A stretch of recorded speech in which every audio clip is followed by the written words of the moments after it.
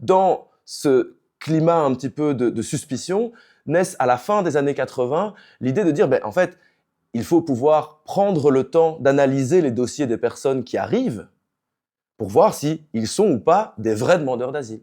Et donc, on va créer des espaces tampons dans les aéroports où on demande aux personnes de patienter le temps qu'un agent de l'État observe si les critères dont il tente de se prévaloir sont bel et bien celles relatives à la Convention de Genève et si l'État est bel et bien d'accord de l'accueillir. Bon, on peut observer un dossier pendant 6 heures, puis on peut l'observer pendant 2 jours, 3 jours, puis des semaines. Et donc, c'est dans ce contexte-là que naissent les premiers centres fermés, en dehors de toute législation.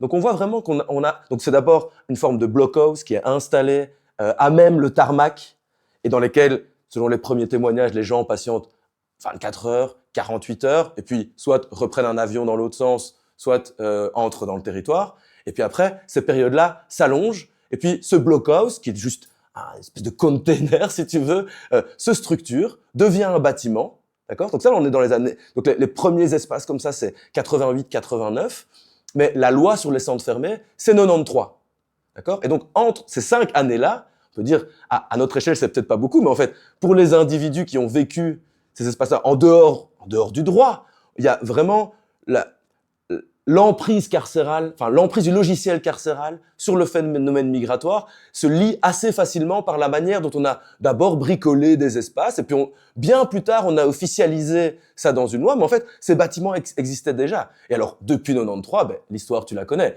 Il y en a eu un, et puis de plus en plus, et puis aujourd'hui encore, on est en plein débat sur la construction d'un nouveau centre fermé à Jumet, notamment.